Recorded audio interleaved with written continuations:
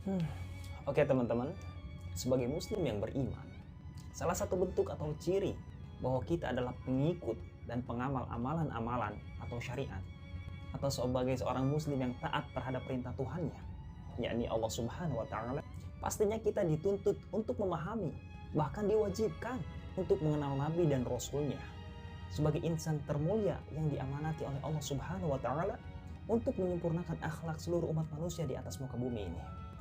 Tapi persoalannya, bagaimana mungkin seseorang bisa menjalankan syariat sementara orang itu nggak kenal sama pembawa syariat? Agak aneh gitu kan. Baik teman-teman, di konten kali ini atau di episode video kali ini, aku akan sedikit share tentang kisah singkat dari Nabi Muhammad SAW sebagai rahmatan lil alamin. So, let's get started.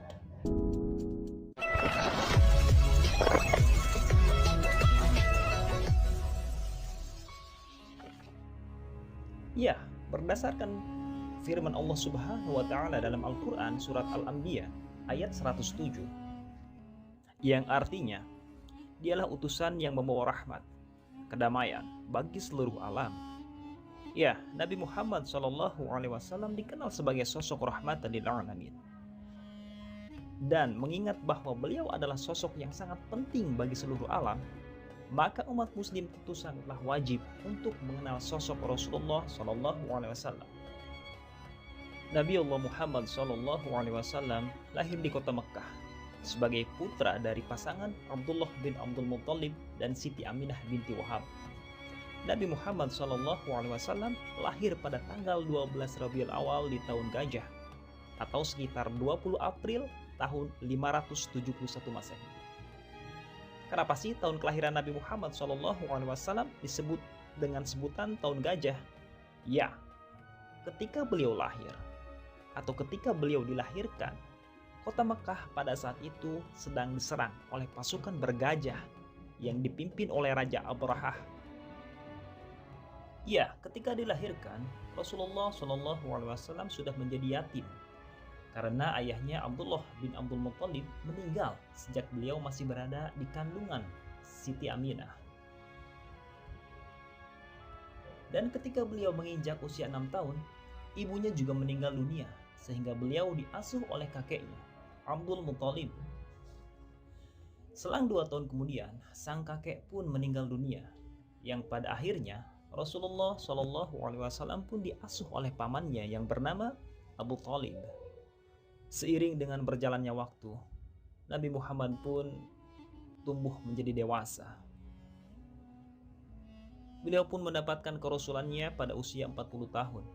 Hingga pada akhirnya di malam 17 Ramadan di Gua Hiro, beliau pun mendapatkan wahyu pertama dari Allah Subhanahu wa Ta'ala berupa bacaan surat Al-Alaq ayat 1 sampai dengan 5.